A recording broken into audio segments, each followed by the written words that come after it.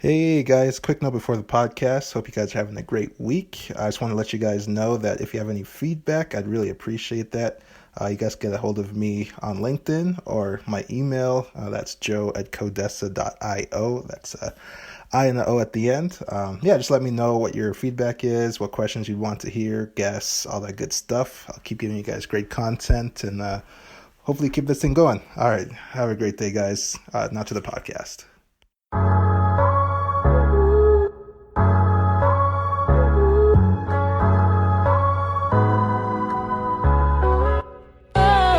Hey, business family. Welcome to another episode of Joe Momo Presents. I'm here with a really special guest. She has lots of the recognition, lots of awards. To name a few, EY Entrepreneur of the Year, Top 100 Most Powerful Women, and also Top 40 Under 40, just to name a few accomplishments. I have Desirée Bombenon with me today. Welcome, Desirée. Hey, thanks, Joe. Just great to be here. Jumping right into to the podcast, it would be awesome to kind of get a backstory of your backgrounds, just to give context to the listeners. Sure. Well, it's a very long story, so I'm not sure we want to start way back in the beginning.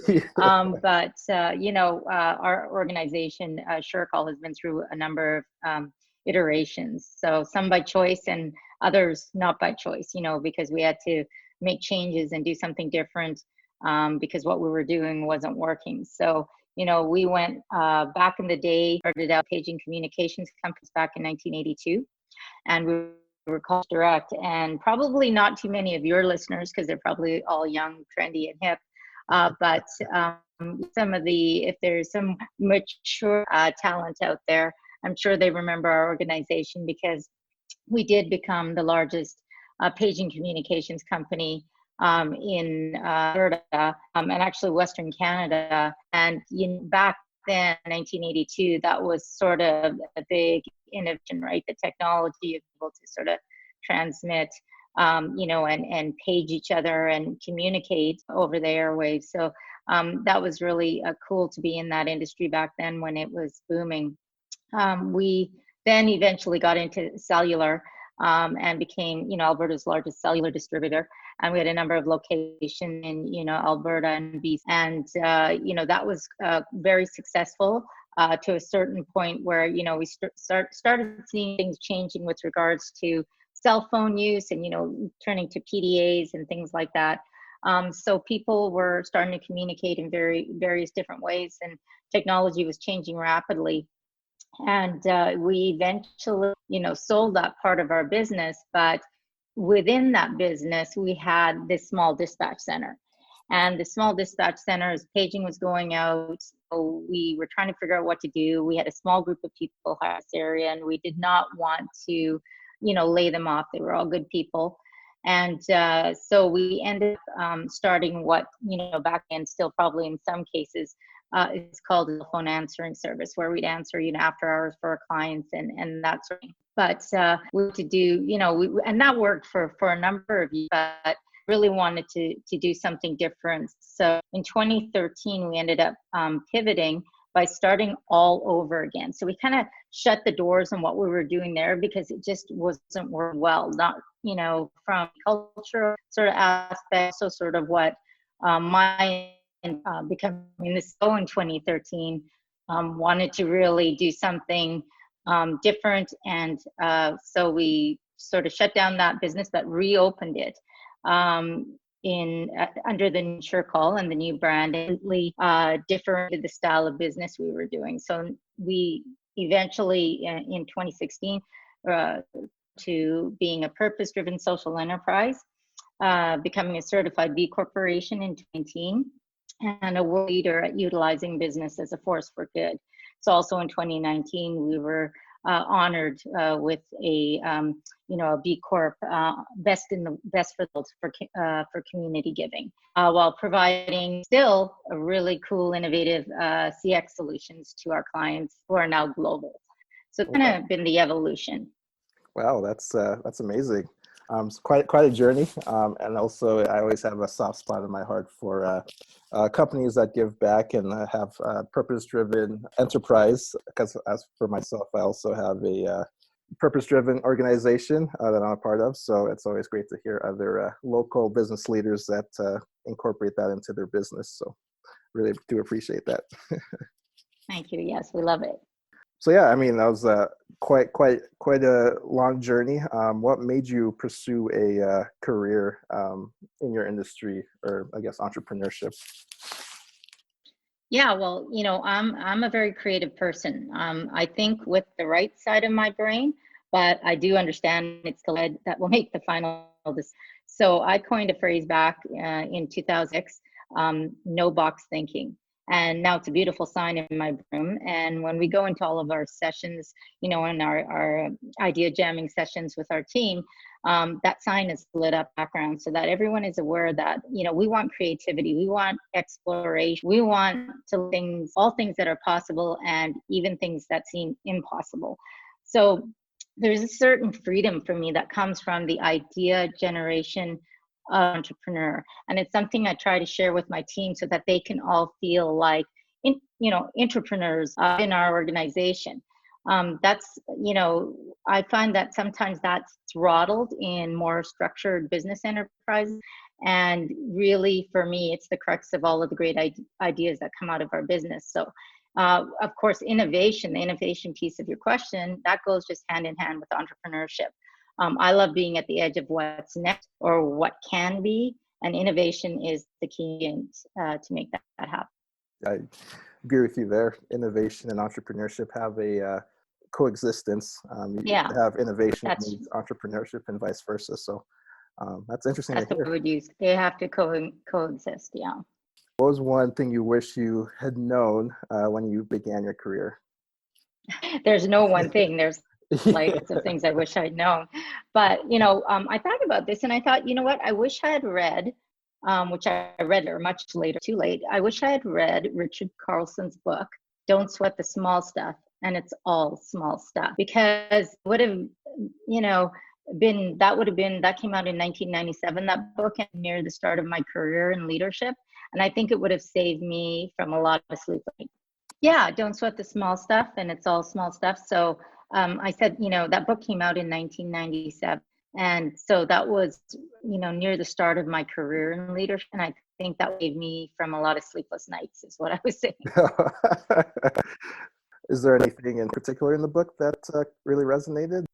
Well, it was just the idea of when you can really drill down to the root of some of the things that we think are big issues. And if you could put it into, changes everything. And it turns all of these things, you worry about and really take up your energy and your time, from being productive, because you're constantly focused and thinking about these little things that really at the end of the day will not matter. So it moves you to a position of action from inaction, because you are, so busy focused on the small items. Speaking of small items, what was a big failure or challenge that you had to learn from in your, I guess, journey or your career? Well, I think probably it's when it was trying to do everything, like doing it all myself and failing. So, when we grow in our industry, we grow rapidly. So I didn't put enough resources in place, and ended up, in I think it was 2014, I ended up getting very sick. I was fighting a blood infection. I ended up in hospital, and I was actually doing payroll from my hospital bed on a laptop with an IV and an antibiotic pick in my heart. Wow. So yeah, not good. So what I learned from that is I learned to, first of all, trust my team, right? I developed a real deep trust for my team to be able to handle things for me. I developed a succession plan and put that in place just in case, something doesn't go all that well. And I also is that if you are not healthy, not only can you not help yourself, but you can't help others. So those are three things that came out of that lesson. You got to make sure you're okay before you, I guess, impact other people or help other people. It's like That's right. You have to take care of yourself. Exactly. That kind of dovetails into my next question. What advice would you give somebody wanting to take on this crazy journey that we call entrepreneurship or business? I would say absolutely do it. It will be the most exhilarating and at the same time terrifying experience, but you're going to love it. But the advice I would give is to be kind to yourself. We work so hard to help our teams to be successful and to support them in their endeavors. And we are so hard on ourselves when things don't go exactly as we plan. So don't expect everything to work out exactly, perfect. And if you're waiting for that to happen, perfection to happen, it's going to be a long, long time before you're happy with your performance or the performance of your team. So I would also say that when a crisis, use it because it's a gift. It's a gift that will help you to become more resilient and strong as a team, as a business. For me, it's an opportunity to learn, become a better person. So never ever waste a good crisis. So those are kind of the two pieces of advice I would give. Absolutely. Don't waste a good crisis. What do you think your unique skills are that's helped you become successful in your journey? I think I would go back to that resilience piece. I have had many, many crucibles in my life, and I've been able to bounce back from some amazing, devastating experiences, mostly from my early childhood and teen years. But those things serve me really well still today.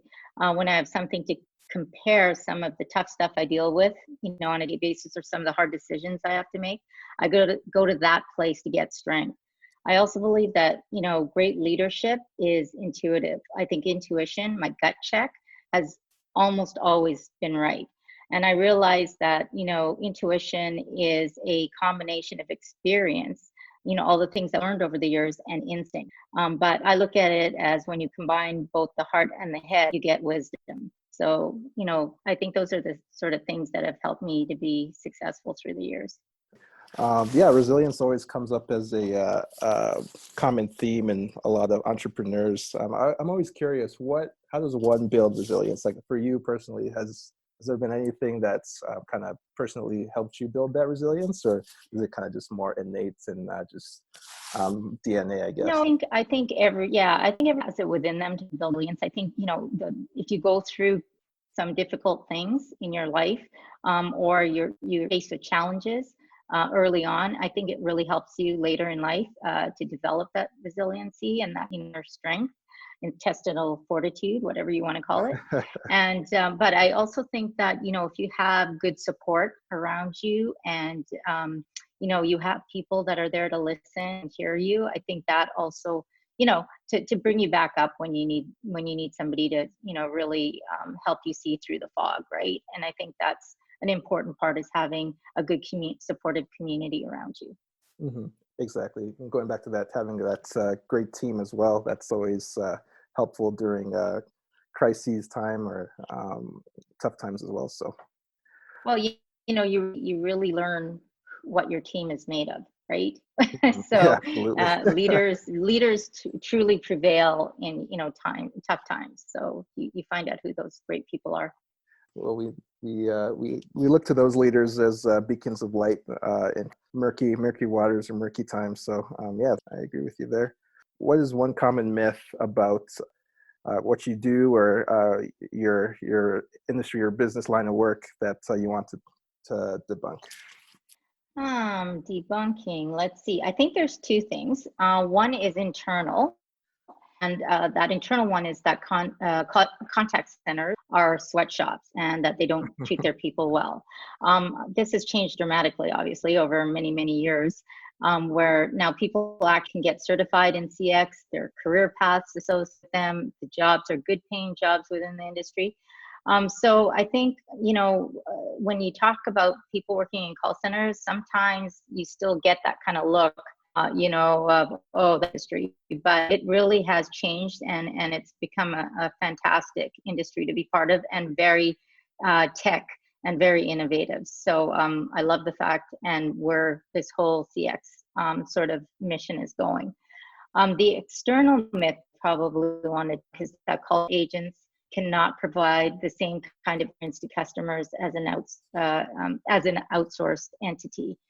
And I think we have done a great job here at SureCall with regards to partnering with large entities who are actually astounded by the talent and how we manage their processes and customer interactions to the point that they feel we do it better than they could ever have done it, and they continue to move more of their in-house services to us. So we specialize in that customer experience, and because we specialize in it, we're constantly monitoring it daily for service levels, quality. We have outstanding LMS firms that are designed better than what our clients can produce in-house, and our culture and brand is what our clients want for business. So outsourcing is a great option, more cost-effective than in-house, and enables our customers to focus on their core offerings and the growth and success of their organizations. So I think that's really the two things that people or most businesses worry about when they want to outsource to a call center, is like, how well do you treat your people, and how are you going to be able to manage all of the complicated processes that we have in-house? That's a quite interesting internal myth. I know that's kind of always floated around, but from what you're saying and what I've read and done research about you guys seem to be very well run, very specialized. I'm sure that's really helped you guys along the way. I know you touched on Richard Carlson, but what have you read or listened to recently that's inspired you? In all honesty, I haven't had a chance to do reading the last little while, because we have been pretty busy scaling out, rapid scale up mode actually, and then of course it hit. And that changed a lot of where I was spending my focus. But I do love Steve Jobs' biography, very influential, and I like Simon Sinek's Start With Why. But that has not been as inspiring, believe it or not, to me as something I just recently read. It was a blog by Victor Chang. He's an consultant at McKinsey. He's ranked in the top 10 consultants in the world. He sent out a commentary on the current COVID pandemic and very succinctly described the situation, how to contain it, and what we can and he talked a lot about what we can and what we cannot control. Also about the history of these types of events and the fact that very good things come from them. So it makes you feel not only that, this too shall pass that everybody's been talking about, but it makes you feel not only will this pass, but we're going to gain a lot from it and be better because of it. So I found that very inspiring right now. Mm-hmm. That's always great wisdom. Like you're saying, heart plus the head equals wisdom. But yeah, I think definitely kind of navigating through these times and getting those encouraging words and insights would lead to lots of inspiration for, I guess, anybody reading that. How has Calgary changed when you first started to now? I've been in Calgary since 3 years old, so Calgary's changed a lot. But it went, I think Calgary went from being sort of like, pardon the term, but like redneck small town, only kind of profoundly focused on our energy and agriculture industry, and we still are, but I think we've been enlightened quite a bit to maybe a high-tech cultural mecca even. We have an underground tech sector here that is emerging and quite extraordinary, and arts and culture community that is best in class. So I sit on several boards, including the Chamber of Commerce here, and I was part of the board of the National Music Center when we were able to National Cultural Museum to the west, which in itself is an amazing feat. Calgary, has been named one of the top 5 places to live in the world for the past, I think it's been 6 or 7 now. So I believe that comes with good reason. I just hope this current threat we're going, to our economy that we're going through doesn't diminish the spirit and the grit that this city has, because that's what made us who we are. Going back to, sorry, I keep asking you about what you're curious about. I'm just interested. Is there anything in particular you're curious about right now? Right now, I'm curious about life after COVID, right? Specifically, but specifically like the change in consumer behavior, right? That will be impacted by this pandemic, like how people buy, how will people eat, how will people entertain themselves and socialize after COVID.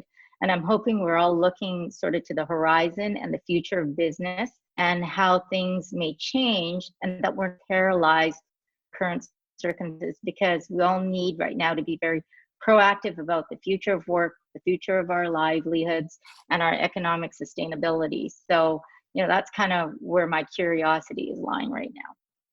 Is there any, I guess, initial thoughts to those questions in your mind? Yeah, well, I think definitely there's going to be a change in consumer behavior. I think people who weren't always, we've always had the people who buy online and the people who order, through, for delivery for food and get their groceries delivered to them. But I think through this, more people have had to do that, than ever before. And I think if they had any kind of preconceived about utilizing food delivery or utilizing online, to buy your clothes or whatever, and they've had a good experience with it, that it's probably changed their behavior of how they, buy, how they eat, what their groceries, and how they entertain themselves and specifically socialize. I'm concerned about how we come out of this, and if we're all going to, like, even bans being released, travel bans and things like that, are people still going to be sort of tentative and scared to, be in large groups with other people? Or, football games going to be half filled? Or, airplanes going to still be half empty because people don't want to take a chance of a resurgence, or the fact that they're not sure, if virus is under control completely, and that sort of thing. I'm curious about how we'll behave after COVID. Absolutely. I think that's a question in all our minds, even as business owners. I think because that consumer behavior piece is very important for us, and kind of seeing how the landscape changes after all this is said and done, hopefully sooner than later, but quite interesting insight you gave. What's one question that you never get asked that you wish you would be asked? I don't know. I'm always scared of what the next question is going to be.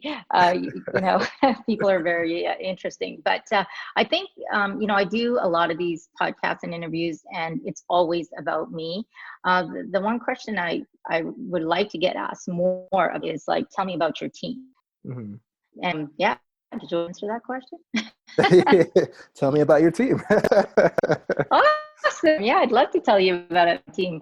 I think it's important for any successful organization or leader to acknowledge, right, that your team is the most important part of your business. So my team is the epitome of diversity, which I love, and embodies what a radically transparent and caring group is.